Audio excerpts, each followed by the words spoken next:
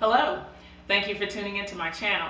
It's WIP It Wednesday for Wednesday, February 17th, 2021. So if you want to see what I've been working on this week, please stay tuned.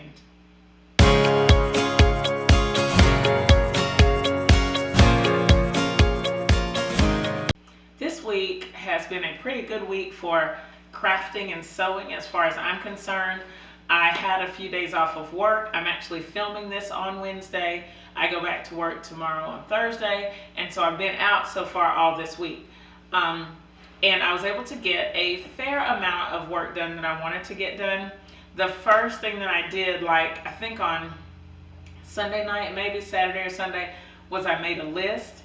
And I'm going to insert a picture of my list here. I am happy about it because just about everything is crossed off of the list. And the only thing left that I really need to do that I can do is mop the kitchen, and I'll do that tonight before I go to bed. So everything else is done on that list, and I'm really excited to have accomplished a few things and to be able to see proof of it on paper. One thing that I needed to do is finish one bear, and I did. It's right here. The person bought some Baltimore Ravens fabric for this bear, and I'm happy with the way it turned out. The only thing that she asked was to put bows on the, I guess bows on the ears, because it's for a little girl. And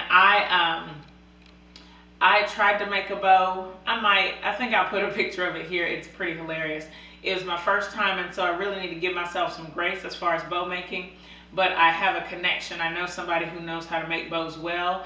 And so when I go back to work tomorrow, I will get that person to help me finish this out by making the little bows for this bear's ears.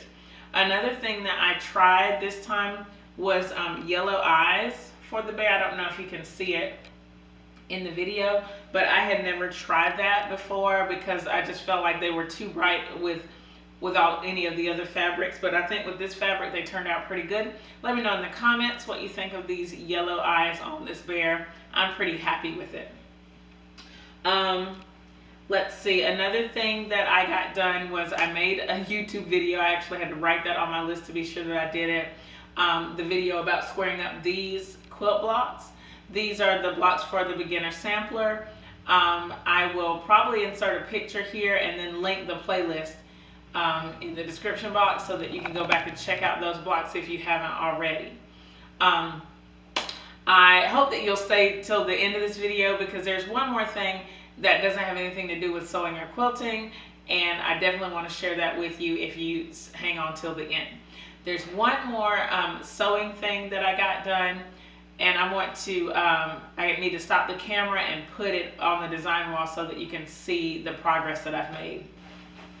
So this is the last thing that I finished for this week. I have, this is my friend's sorority quilt. She doesn't know about it, but I'm really happy. I put the rectangles on each end of this so that all we need now is sashing in between. I have the 1920 right here as well. I don't know how well you can see that with the rectangles too.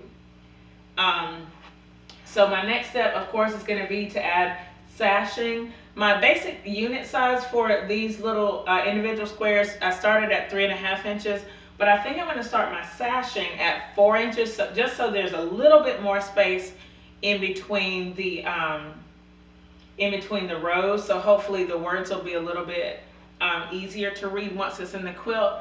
And then I'm going to put probably a border at the top and a border at the bottom that's still in this light color family.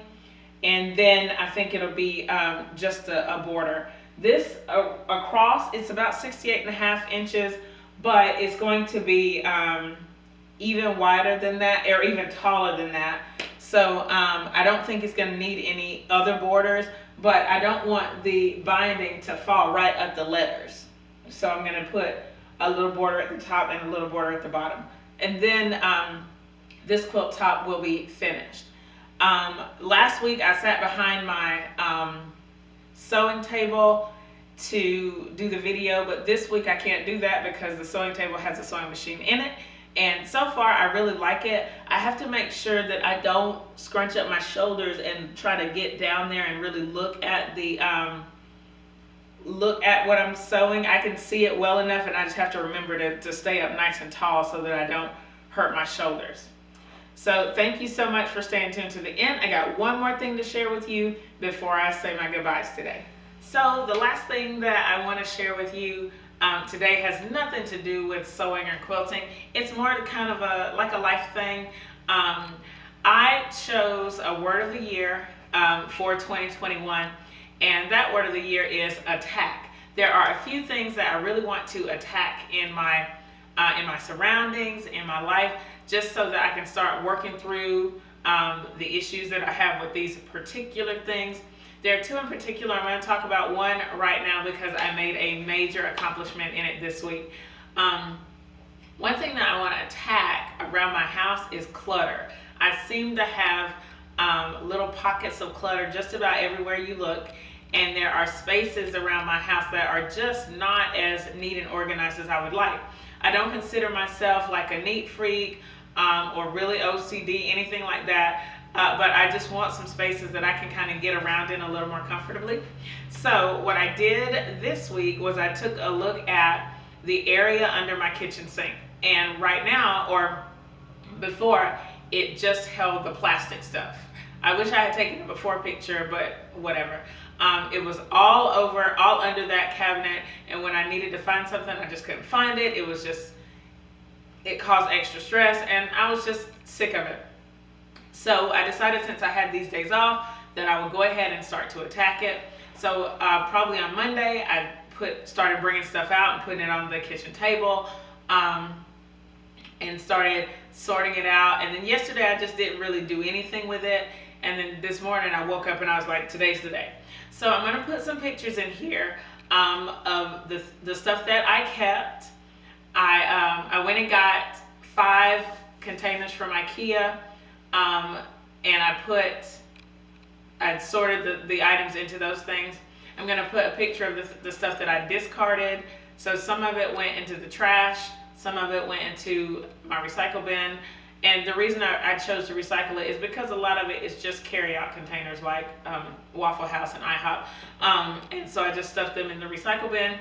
And then I'm going to put another picture of what it looks like now in the cabinet itself. It takes up about half the space.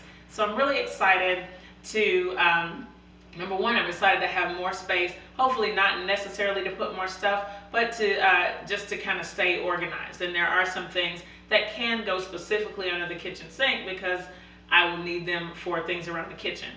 But I think that it's going to help me to be able to, for example, pack my school lunch a little bit better, a little bit more efficiently, because I'm not fishing for items. So I hope that gives you some encouragement to try something new, to attack something that you've been really wanting to attack lately. If you have any questions about what you've seen in this video, leave it in the comments below. Thumbs up this video, share it with your friends. Thank you so much for watching. Subscribe if you haven't already, and I'll see you next time. Bye!